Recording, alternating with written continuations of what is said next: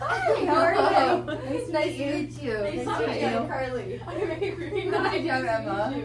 Good morning. Thank you guys for coming to join us. I'm Carly, and alongside me is Emma. Please tell us about the client you've worked with and what specific behavior you're trying to change. Good morning. We're excited to share our program with you. My name is Avery and this is Ella. Today we'll talk you through a behavior change program we've developed to help our client Sarah improve her social engagement. Sarah is a university student managing a demanding academic schedule while feeling isolated socially. Although Sarah is highly motivated academically, she struggles to form connections with peers outside of her class, which is then affecting her mental health.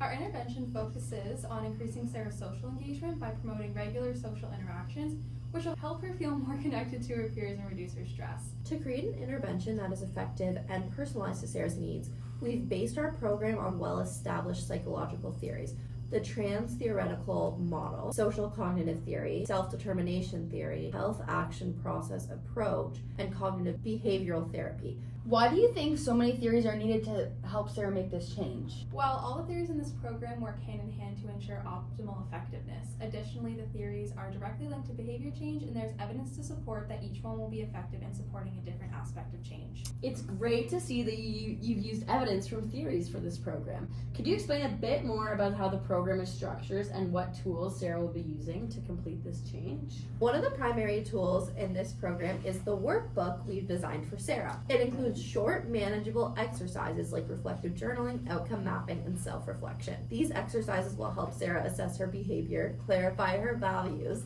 and take actionable steps towards improving her social engagement. We've aimed to make the workbook manageable to avoid her being overwhelmed or discouraged throughout the process. Through this workbook, Sarah will gain insight into how her current behaviors affect her well-being, and she will gradually learn to integrate social activities into her daily life to support both her academic and personal goals. That sounds like a thoughtful approach. Could you take us through how the program will unfold through the workbook each week?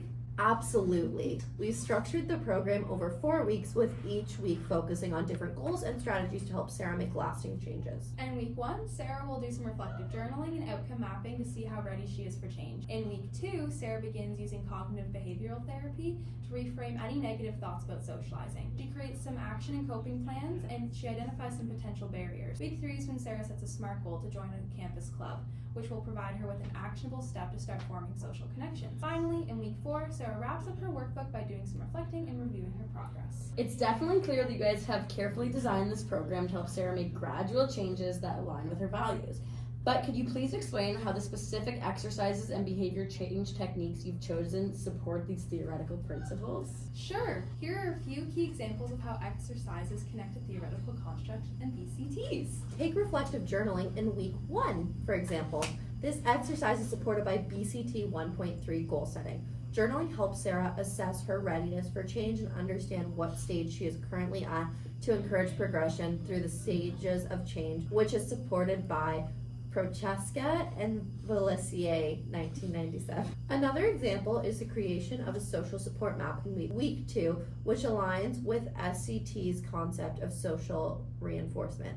Identifying positive and negative social factors helps Sarah leverage support from others and overcome barriers, boosting her motivation to engage socially, which is supported by Geller et al. 2012, and has been shown in the website called Theory and Techniques tool that there is a link between goals and BCT 1.6, discrepancy between current and behavior goal.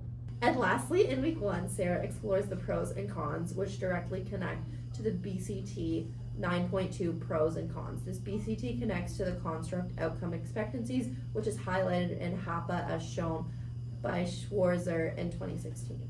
It's impressive to see how each component of the program is grounded in evidence-based strategies. How do you see these benefiting Sarah in the long run? In the long run, this program will not only help Sarah improve her social engagement, but also equip her with the skills to sustain these changes. By fostering these crucial components that we've talked about today, Sarah will build lasting habits to improve her mental health and resilience. Exactly. This program helps Sarah integrate social engagement in a way that aligns with her personal values and academic goals. We're confident that it will empower her to maintain these changes, ensuring long-term well-being. Thank you for sharing this incredibly thoughtful and well-researched program. It's clear that you built a strong foundation for behavior change. Thank you again for your time. We would love to have you take on this role and provide Sarah with your behavior change workbook. Yay!